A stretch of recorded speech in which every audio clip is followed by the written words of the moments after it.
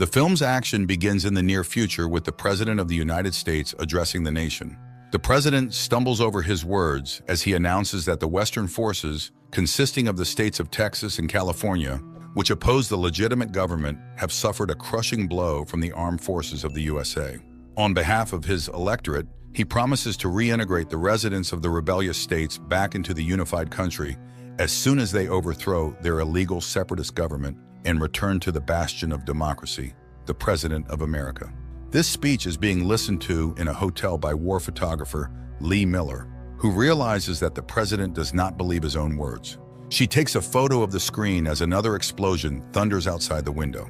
The next day, the woman heads to the unrest-filled streets, dons a bright press vest, and captures everything she sees: the people's outrage, the crowd beatings, and police brutality. Here, Lee notices a young girl with a camera getting badly hit by a policeman and pulls her aside. The girl recognizes Lee, seeing her as an idol, and Lee hands her the press vest. Suddenly, an explosion rocks the crowd, killing many people. Lee immediately grabs her camera and takes horrifying shots. The girl joins her in capturing the scene. Later, Lee meets with her colleague, reporter Joel, and veteran journalist Sam. Lee and Joel discuss the situation and conclude that the Western forces will soon reach Washington. They plan to make their major report to photograph and interview the deposed ruler in besieged Washington before the Western forces soldiers capture and kill him. To do this, they must travel more than 1,000 kilometers and try not to die from the bullets of the radical citizens of the former United States. Sammy is categorically against this plan, as journalists are being killed in Washington.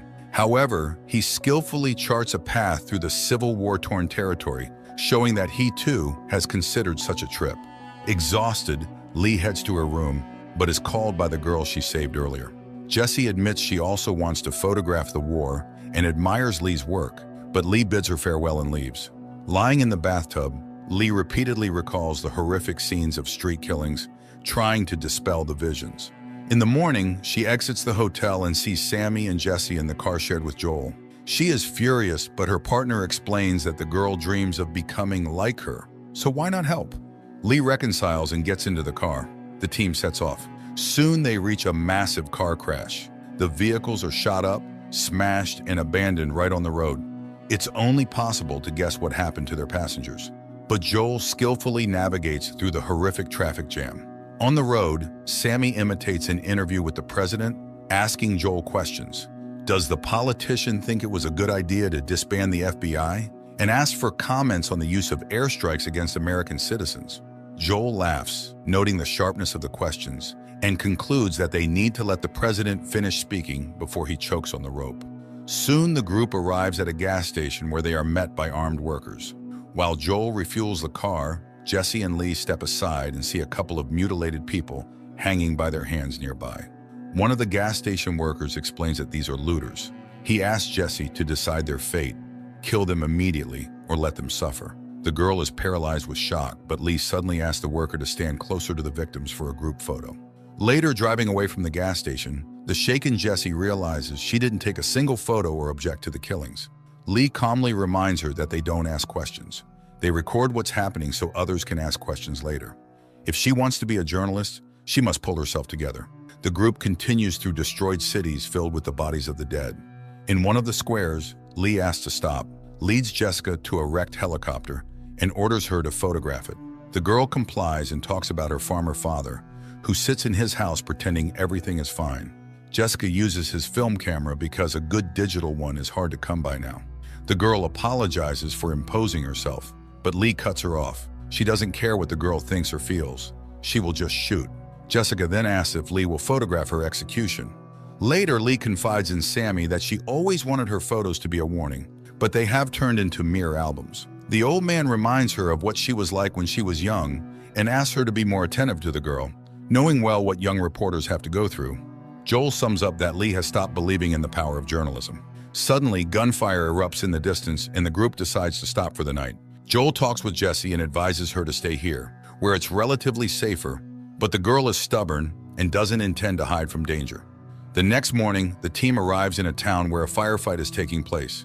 Joining one of the groups, they diligently capture the horror of the events. Jessie, forgetting everything, takes shot after shot while a soldier tries to save his wounded comrade by bandaging him. Then the journalists relentlessly follow a group of soldiers clearing a building. They capture every movement of the armed men, filming the execution of a wounded enemy and the faces of laughing soldiers indifferent to the surrounding chaos. Sammy calmly watches as the prisoners are executed, while Jesse equally indifferently films it on camera, and Lee turns away from the scene altogether. Later, they move on and soon arrive at a refugee camp where they can get food, but no tent. The people have set up camp on a former stadium, and the kids are happily playing with the sports equipment. Lee brings Jesse food and is surprised that she is developing film on the road. The girl admits she knows how Lee's journey as a journalist began. After all, her photos of the student massacre became known worldwide. The journalist tells her that her parents also sit on a farm, preferring not to react to the Civil War.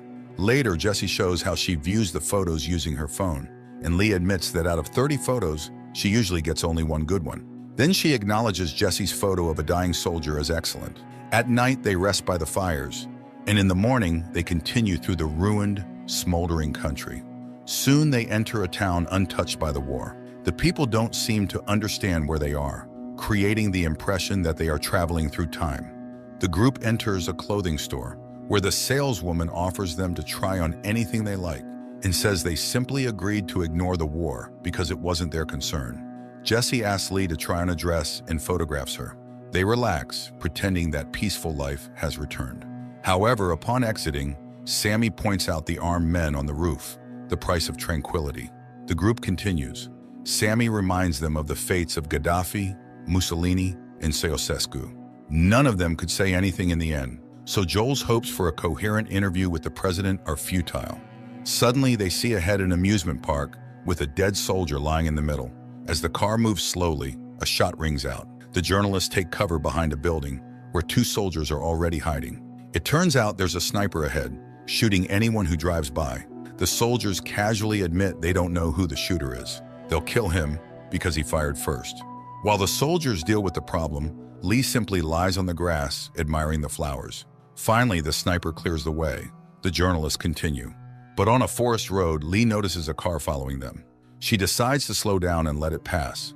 But when it catches up, it turns out to be their colleagues, reporters from Hong Kong. One of them moves to Lee's car while driving.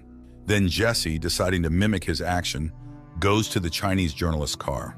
The pair pull ahead of Lee's car. After discussing their affairs, the journalists suddenly notice the colleague's car has disappeared from the road. Lee starts to worry. Soon they reach a farm and see the Chinese journalist's empty car ahead. The girl and the journalist are held at gunpoint by some guys in camouflage. Lee manages to break, and they haven't been noticed yet. They observe the soldiers loading numerous civilian bodies into a pit. They realize these are criminals, as there is no regular army in the area. Lee asks Sammy to stay while they approach the soldiers. Joel explains they are journalists just passing by, but the guy in camouflage suddenly shoots one of the Chinese journalists and then starts questioning them. Realizing they are from the Central States of America, he calmly kills the second Chinese journalist. It becomes clear he intends to kill them all. Suddenly, Sam's car rushes onto the road, hitting the bandit, but Jesse flies straight into the mass grave. The girl comes to her senses atop the pile of bodies and crawls out. Joel manages to grab her, and they jump into the car as Sammy floors it. The awakened soldiers shoot at them, but the car drives away. Jesse and Joel scream from the trauma they just experienced. But after calming down a bit, they discover Sammy is wounded. They move the old man to the back seat and rush onward. Night falls as the car drives through a burning forest. The people are mesmerized by the flaming trees on either side of the road and the flying ash. In the morning, they reach a military camp of the Western forces and realize that Sammy has quietly died. They meet with their colleagues and learn that the government troops have practically surrendered. Their dream is unlikely to come true. The capital is defended by the last remnants of stubborn soldiers and the remnants of the secret services. So Lee and Joel are late. There will be no story, and Sammy died in vain. Later, Lee refutes Joel's statement. Sammy always wanted to die not from some disease, so this isn't the worst outcome. The Western forces head to Washington. Lee cleans Sammy's blood from the car, and they follow. At night, the journalists reach the White House and film everything happening around. A real battle erupts on the city's streets. Lee and Jesse capture the soldiers' faces, their courage, and their death. They follow a group that clears roadblocks and breaks through to the president's residence. The Western forces reach the White House and surround it. One of the colleagues tells Joel that the victors are landing on the Congress building from helicopters, so it will all end soon. The president is definitely in the White House and will be killed for sure. Suddenly, the president's motorcade departs from the building, chased by soldiers. They stop and shoot the official cars. And then Lee suddenly says the president is not there and leads her group to the White House. Noticing this, a detachment of soldiers follows them. The journalists enter. Bodies of the dead lie in the foyer. Everything around is broken and scattered, but no living people are visible. The soldiers ask not to get underfoot, and the journalists obediently follow the people, who start searching the White House more thoroughly. Soon they reach the press conference room, where a female negotiator meets them. She asks for guarantees of the president's life, after which she promises to escort them to him. But the soldiers simply shoot her and move on. A battle with the president's guard breaks out in the building's corridors. Lee is horrified by what is happening and takes almost no photos, unlike Jesse, who gradually loses sensitivity, chasing every new shootout. At one point, the girl loses her vigilance and runs into the middle of the corridor. Lee sees a soldier across the way raising his weapon, rushes forward, knocks Jesse down, and covers her with her body. Lying on the floor, Jesse films the last moments of her mentor's life as she falls nearby after being shot in the back. But even after this, the girl gets up and follows Joel, who runs towards the Oval Office, where the soldiers finally capture the president. He stops the execution and tries to ask the politician who ruined his country a question. But the president only begs not to be killed. The soldiers shoot him, and Jesse photographs the last seconds of the US president's life.